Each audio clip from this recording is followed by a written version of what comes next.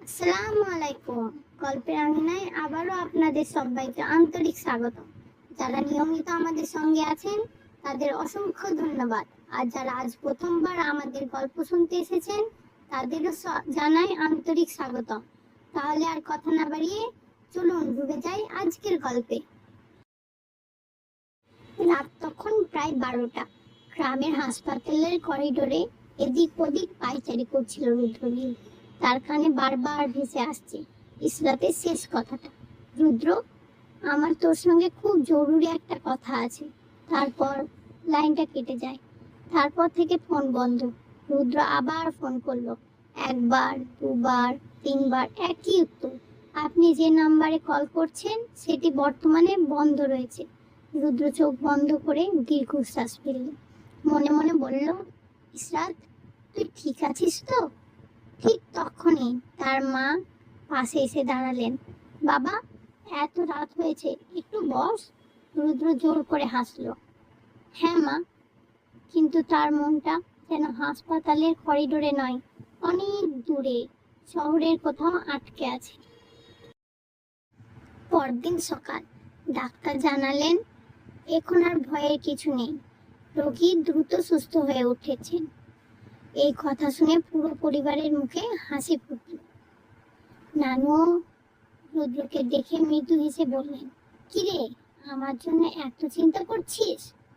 রুদ্র নানুর হাত ধরে বলল, আপনি তাড়াতাড়ি সুস্থ হয়ে উঠুন। নানু বললেন, আমি ভালো হয়ে যাব, কিন্তু তোর চোখ বলছে তুই অন্য কোনো চিন্তায় আছিস। রুদ্র শুধু মুচকি হাসলো, কোনো উত্তর দিল না। বিকেলের দিকে তারা শহরের উদ্দেশ্যে রওনা দিল। বাসে বসেও রুদ্র কয়েকবার ফোন করলো, কিন্তু ইসরাতের ফোন এখনো বন্ধ। রুদ্র এবার আর নিজেকে শান্ত রাখতে পারলো না। সে রায়হানকে ফোন করলো। হ্যালো রায়হান, আরে রুদ্র, কবে ফিরছিস? আজই ফিরছি। একটা কথা জিজ্ঞেস করব, বল। আজ কলেজে ইসরাত কেমন ছিল?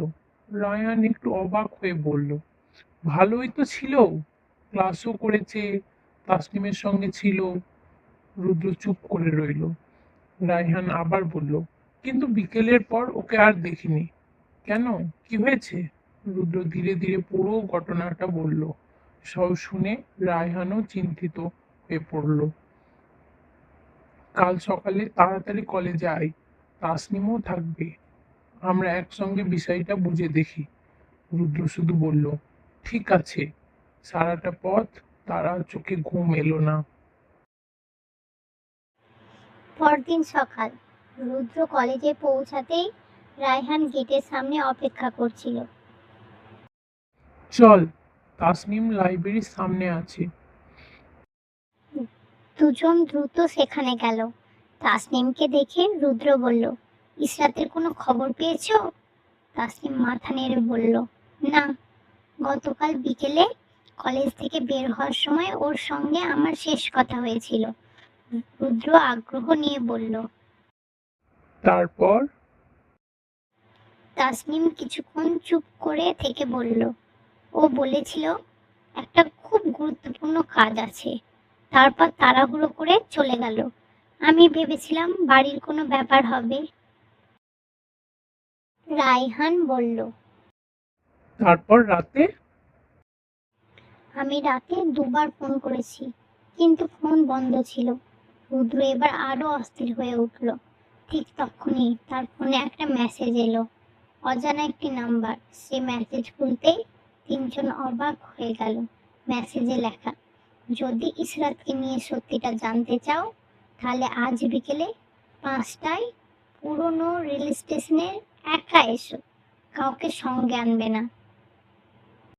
রায়হান সঙ্গে সঙ্গে বলল, না, তুই একা যাবি না, এটা ফাঁদও হতে পারে। তাসনিমও উদ্বিগ্ন হয়ে বলল, হ্যাঁ রুদ্র, আগে পুলিশকে জানানো উচিত। রুদ্র কয়েক সেকেন্ড চুপ করে রইল, তারপর ধীরে ধীরে বলল, যদি সত্যি ইসরাত বিপদে থাকে, তাহলে আমি এই সুযোগটা হাতছাড়া করতে পারি না। বিকেল 5টার দিকে পুরনো রেল স্টেশন, চারিদিকে অদ্ভুত নীরবতা। প্ল্যাটফর্মে খুব বেশি মানুষ নেই। রুদ্র ধীরে ধীরে চারিদিকে তাকাচ্ছিল। হঠাৎ তার কাঁধে কেউ হাত রাখলো। রুদ্র ঘুরে দাঁড়াতেই তার চোখ বিস্ময়ে বড় হয়ে গেল। তুমি?